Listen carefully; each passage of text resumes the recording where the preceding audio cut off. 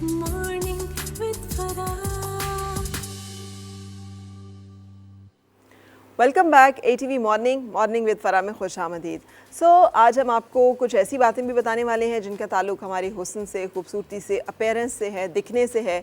और इन तमाम बातों की जब बात होती है तो हमने हमेशा आपकी मुलाकात कराई है अपनी एस्थेटिक फिजिशियन डॉक्टर निदा से, जो कि इस वक्त मेरे साथ मौजूद हैं। अस्सलाम वालेकुम, कैसी हैं? अल्लाह का शुक्र, आप सुनाइए। बिल्कुल सही। अच्छा, अब अगर हम हॉरिजॉन्टली अपने फेस को डिवाइड करें ना 3 हिस्सों में या 4 हिस्सों, मुझे नहीं पता, 3 में होता है। तो एक हमारा ये अपर एरिया होगा, एक हमारा मिडल एरिया होगा और एक हमारा लोअर एरिया होगा।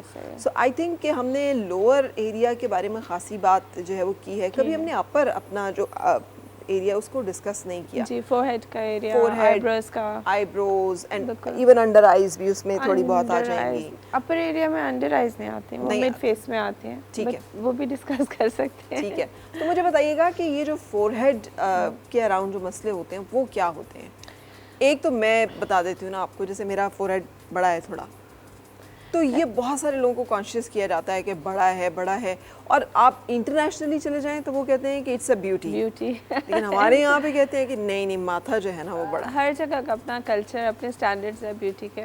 खैर हम आजकल वेस्ट को ज़्यादा फॉलो कर रहे हैं तो हम स्टैंडर्ड ऑफ ब्यूटी मानना शुरू हो गए हैं। आहिस्ता आहिस्ता वो भी मानना शुरू हो जाएंगे। अच्छा, as far as the forehead is concerned, with ageing सबसे ज़्यादा तो पहले जो उसमें आती हैं लाइंस आती हैं। एक हॉरिजॉन्टल लाइंस होती हैं, लंबी लाइंस इस तरह से, और यहाँ पे 11s कहते हैं, यहाँ पे लाइंस बनती हैं, फ्राउन लाइंस। इधर एक हॉरिजॉन्टल लाइन इधर बनती है, ये 2 वर्टिकल लाइंस होती हैं। बाकी यहाँ पे क्रोज फीट बनते हैं, यहाँ पे बनी लाइंस होती हैं जो नाक पे बनती हैं। सो ये विद एजिंग होता है। लोग अक्सर पूछते हैं कि हम PRP अगर करें या कोई माइक्रो नीडलिंग या कोई सिरम्स लगाएं तो क्या उनसे बेहतरी आएगी? फाइन लाइंस और रिंकल्स में फ़र्क पड़ सकता है। माइक्रो नीडलिंग से, PRP से, फाइन लाइंस एंड रिंकल्स जो बिल्कुल बारीक रिंकल्स होता है। बट अगर आपके डीप रिंकल्स हैं, मूवमेंट पे रिंकल्स हैं, तो उसके लिए बोटॉक्स ही ज़रूरी होता है। ठीक है। और Botox is a miracle drug. within I think within 24 hours के बाद it starts to work, और 2 weeks में आपका मैक्सिमम जो 40-50 years के रिंकल्स हैं उनको टोटल एलिमिनेट कर देता है 4 से 6 माह के लिए। 40-50 years की एज पे जो रिंकल्स होते हैं वो भी ख़त्म हो जाते हैं। कितने अरसे के लिए ख़त्म हो जाते हैं? 4 to 6 months। 4 to 6। लेकिन ख़त्म होने का मतलब है कि टोटली डिसअपीयर या ये थोड़ा सा लाइट हो जाएंगे? अगर मूवमेंट पे है ना सिर्फ रिंकल्स तो वो सारे ख़त्म हो जाते हैं। अगर स्टैटिक रिंकल्स हैं, जैसे आप मूव नहीं करते तो भी थोड़ी सी लाइंस कुछ लोगों में डीप नज़र आती हैं, वो 50% तक बेहतर होता है, लेकिन बहुत बेहतर हो जाता है। अच्छा, मुझे ये बताइएगा सबसे पहले तो कि ये लाइंस पड़ती ही क्यों हैं, और क्या ये लाजमी है कि हर एक को माथे पर हॉरिजॉन्टल लाइंस जो है वो ज़रूर पड़ेंगी और फ्राउन लाइंस जो है वो ज़रूर पड़ेंगी? जी, वो ज़रूर पड़ेंगी। विद एज पड़ती है। एक तो आपकी स्किन में वेयर एंड टेयर होता है, दूसरा आपका मसल जो होता है ना जब मूव करता है तो आपकी स्किन ऊपर साथ मूव करती है, तो उसके वर्टिकली जो आपके रिंकल्स हैं वो बनते हैं, उसके डायरेक्शन के दूसरी तरफ बनते हैं रिंकल्स। तो होता ये है कि विद एज जैसे जैसे आप मूव करते हैं वैसे ही move your face, facial expressions देते हैं, तो आहिस्ता आहिस्ता क्रीजेस और फिर रिंकल्स बनने शुरू हो जाते हैं। तो उसके लिए the best thing is Botox, because उसमें हम आपके मसल को रिलैक्स कर देते हैं। ठीक है। जब मसल रिलैक्स हो जाएगा आपकी वो मूवमेंट नहीं रहेगी ना उस तरह की, और उससे ये होगा कि for the 4 and 6 months Botox जो काम कर रहा है उसमें भी आपकी एजिंग नहीं होने देता, वो it freezes your age for those that amount of month. ये बताइएगा डॉक्टर नदा कि जैसे आप कह रही हैं कि ये जो फ्राउन लाइंस वगैरह हैं ये सभी को ही पड़ेंगी और हर बंदा इसका इफेक्ट होगा और इसका शिकार होगा, या कुछ स्पेशल स्किन टाइप्स हैं कि जिनके ऊपर ज़्यादा होगा? नहीं, कुछ लोगों पे ज़्यादा होता है, कुछ लोगों की एजिंग लेट 20s में भी स्टार्ट हो जाती है, depends on your genetics also. लेकिन यस, अल्टीमेटली हर किसी के फ्राउन लाइंस भी बनते हैं, हॉरिजॉन्टल लाइंस भी बनते हैं, आँखों के अराउंड क्रोज फीट भी बनते हैं, और उसको टैकल करने का जो बेस्ट हल है अगर वो डीप है और मूवमेंट पे ज़्यादा बनती हैं तो बोटॉक्स है। ठीक है, Botox is the only solution. Yes, for the wrinkles, for the deep wrinkles around the eyes and the forehead. मगर इसमें आईब्रोज भी आ जाती है ना ऊपर वाले जी, एरिया जी, में, जी। तो इसका क्या इश्यूज अच्छा, है? अब आईब्रोज में बहुत सारी चीज़ें हैं। कभी हमारी विद एज ये वाला जो एरिया आईब्रो और आईलिड के बीच में एरिया थोड़ा सा थिक हो जाता है, सैग करना शुरू कर देता है। अगर माइल्ड सैगिंग है तो हम एक बोटॉक्स से आईब्रो लिफ्ट करते हैं और उसी से आपकी थोड़ी सी जब आईब्रो लिफ्ट होती है तो ये थोड़ी सी sagging between the eye and eyebrow ख़त्म हो जाती है। ठीक है। अगर सैगिनेस ज़्यादा है कंपैरेटिवली तो फिर Botox and along with threads हम यूज़ करते हैं, जिससे हम थ्रेड्स से आईब्रो लिफ्ट कर देते हैं आपके। अच्छा जी, और अगर बहुत ज़्यादा सैगिनेस है फिर ब्लेफरोप्लास्टी होती है, जो कि एक प्लास्टिक सर्जन करता है। आपके ये सारे एरिया को एक्सेसिव फैट को रिमूव करके तीनों स्टेजेस के बारे में हमें गाइड कीजिए। जी जी। कि अगर हम सिर्फ बोटॉक्स से आईब्रो लिफ्ट लेंगे तो उसमें हमें क्या रिजल्ट मिलेगा और उसके क्या कितनी ड्यूरेशन है जिस तक के हमें वो रिजल्ट मिलेगा? 4 to 6 मंथ्स होता है बोटॉक्स का ड्यूरेशन, और माइल्ड सैगिंग में हेल्प करती है। आपको लग रहा है आपके जनरली भी कुछ लोग होते हैं जिनको फील होता है कि इनके आईब्रोज जो हैं वो थोड़े से ऊंचे होने चाहिए, इवन दो एजिंग नहीं है, उसमें भी यूज़ होता है Botox. We use Botox for eyebrow lift. अगर हल्की सी सैगिनेस आई हुई है तो भी हेल्प करेगा। लेकिन अगर सॉरी मैं इसको थोड़ा सा मगरूर आंखें अगर आपने बनानी हो ना तो उसके लिए मुझे यूं करके एक होता ना आंखों का एक्सप्रेशन, हाँ जी वो बन जाते हैं बोटॉक्स से। हाँ, सो मगरूर आंखें आप बोटॉक्स से बड़े आराम से बना सकते हैं। हाँ जी, कुछ लोगों को चाहिए होता है, दे वांट दैट वो एक इसको स्पॉक साइड कहते हैं, वो एक्चुअली साइड इफेक्ट टाइप होता है। आप अगर सही इंजेक्ट नहीं करें तो एक बहुत ज़्यादा ऊपर की तरफ आईब्रो चली जाती है। ठीक है, वो ठीक हो जाता है, वो एक इंजेक्शन लगाते हैं वापस आ जाता है आपका आईब्रो। लेकिन कुछ लोगों को वो भी बहुत पसंद है एंड दे वांट दैट। अच्छा, वो बिल्कुल यूं करके होता है। हाँ जी बिल्कुल यूं होता है, सम पीपल लाइक दैट। लेकिन इसमें ये है कि कुछ लोगों को थोड़ी इनहिबिशंस होती हैं बोटॉक्स को लेके, कि अगर एक दफ़ा करा लिया तो फिर बहुत ज़्यादा हो जाएगा, आगे रिंकल ज़्यादा हो जाएंगे, स्किन सैग हो जाएगी। लोगों को बड़ी इनहिबिशंस होती हैं, बहुत ज़्यादा कॉम्प्लिकेशंस हैं बोटॉक्स की, लोग बड़ा डरते हैं इन चीज़ों से।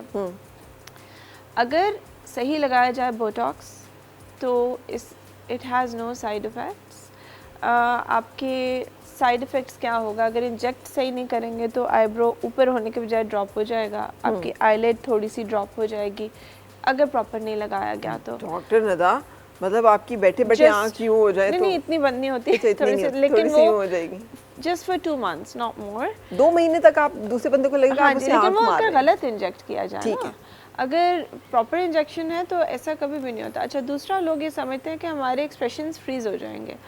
आजकल बोटॉक्स लगाने की टेक्निक्स ऐसे आई हैं कि पता भी नहीं चलता कि दूसरे ने बोटॉक्स किया हुआ है। बहुत नेचुरली आप अपने आईब्रोज भी मूव कर सकते हो, आप अपनी स्किन को भी मूव कर, you can give proper expressions. तो वो जो बच्चों को आपने डराना होता है वो भी कर हो सकते सकता है।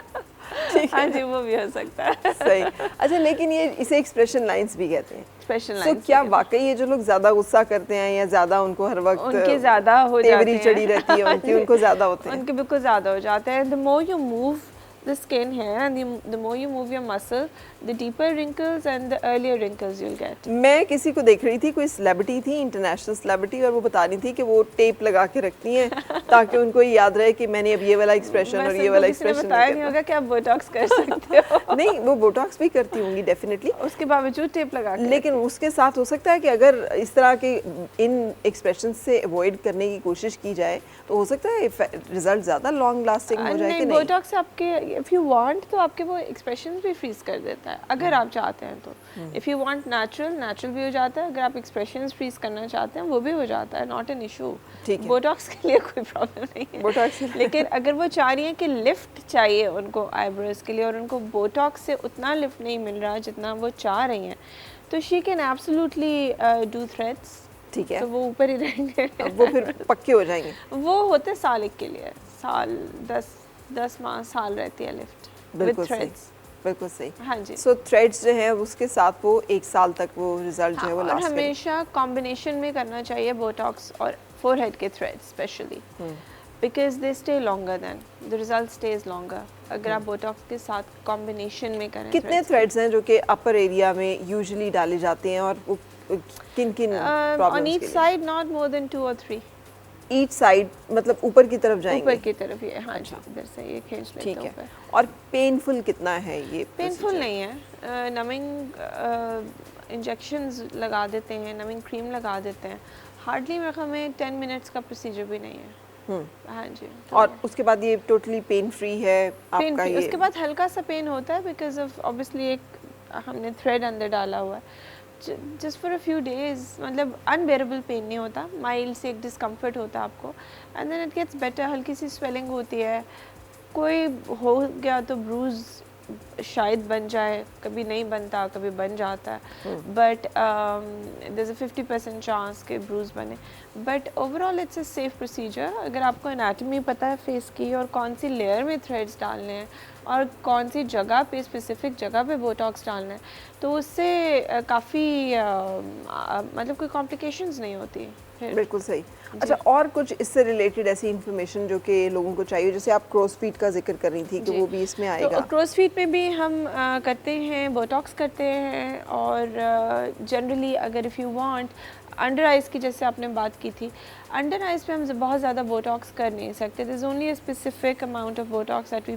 कैन पुट अंडर आइज़ पे, और उसमें इस वजह से कि कुछ मसल्स आईलिड से यहाँ आपके लिप की तरफ आ रहे होते हैं, और अगर आप उनको रिलैक्स करोगे तो आपका लिप ड्रॉप हो सकता है। अच्छा। तो इस वजह से you have to be very careful कि आप प्लेस कहाँ कर रहे हो बोटॉक्स, अंडर आइज़ पे, और बहुत माइल्ड क्वांटिटी में करते हैं। और अंडर आई हम बोटॉक्स प्लेस करते ही क्यों हैं?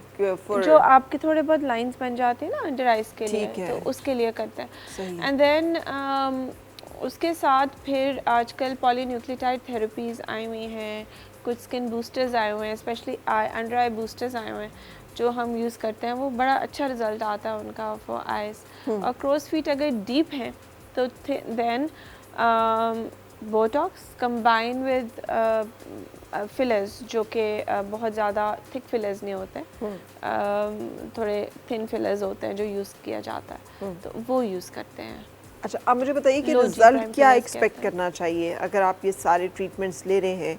तो आपको एक बिल्कुल फ्लॉलेस किस्म का, कि जिसमें कोई लाइन नहीं होगी, कोई रिंकल नहीं होगा, कुछ आपको ये रिजल्ट जो है मिल जाएगा? आपको बिल्कुल ये रिजल्ट मिल जाएगा, लेकिन उसको फिर मेंटेन करना पड़ता है। एंड मेंटेनेंस जो है वो कैसे होगी? Maintenance with Botox every 4 to 6 months with threads, depending different kinds of threads होते हैं। अब आपने कौन सा थ्रेड लिया, बिटवीन 1 to 1.5 year उसका रिजल्ट रहता है। वो कौन कौन से थ्रेड्स हैं जिनका कि रिजल्ट सबसे लास्टिंग है, अच्छे हैं, अभी तो बहुत सारे आ रहे हैं, PLLA हैं, PCL थ्रेड्स हैं, अब कुछ ब्रांड नेम्स हैं जो हम नहीं बोल सकते, उनके कॉम्बिनेशन 2 थ्रेड्स के कॉम्बिनेशन में आए हैं, कुछ के ऊपर कोन्स होती हैं, वो काफ़ी उनकी टेथरिंग जो होती है to the skin, underlying structures के वो जो एंकर करते हैं, वो बहुत सख्ती वाला एंकर होता है उनका। So there are numbers of threads and there so many variations.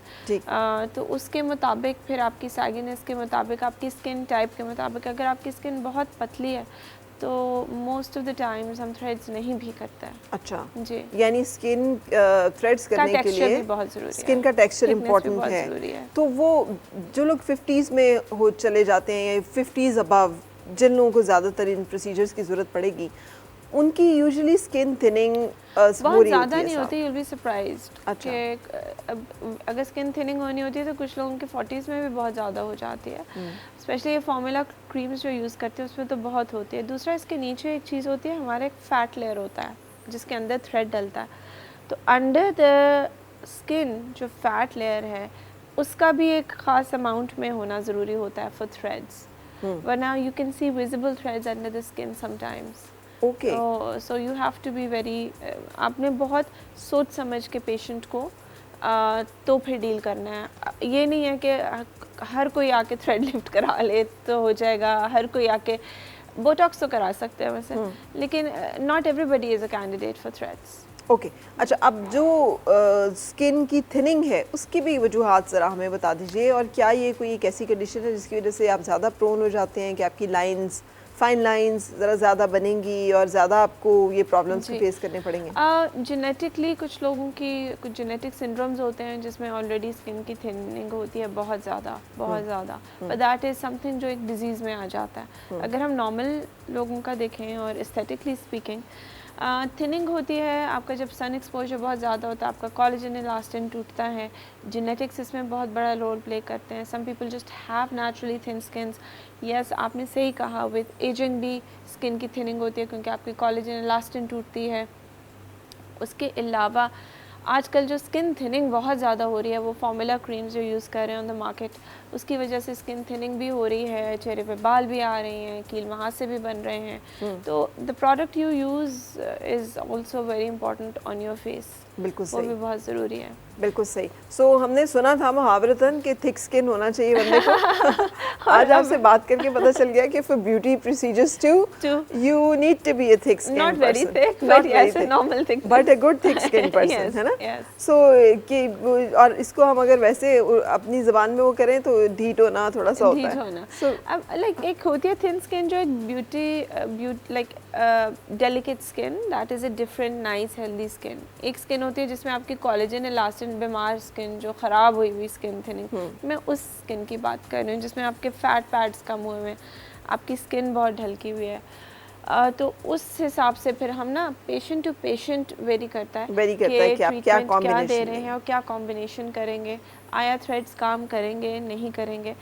कभी कभी हम फिलर्स के साथ भी जो फिलर्स होते हैं हाइलुरोनिक एसिड के मोस्टली, उसके साथ भी हम आईब्रो को लिफ्ट कर सकते हैं। ठीक है जी। So it varies. Thank you very much. कम से कम आपने पूरी इन्फॉर्मेशन का एक जो रेंज एंड ब्रैकेट है वो हमारे साथ शेयर कर लिया है। आई होप कि ये इन्फॉर्मेशन आपके लिए काफ़ी होगी, और अगर आपने प्रोसीजर कोई ऑप्ट करना है तो आप अकॉर्डिंगली अपने जो भी कंसल्टेंट है, फिजिशियन है, जो भी आपका डर्मेटोलॉजिस्ट है या एस्थेटिशियन है, उससे आप कंसल्ट करके जो बेस्ट सूटेबल आपके लिए प्रोसीजर है उसको अडॉप्ट करेंगे। Thank you. ब्रेक के लिए रुकते हैं और ब्रेक के बाद फिर आपसे मुलाकात। और मिलके गुनगुनाए हैं गुमशुदा जो खुशियाँ।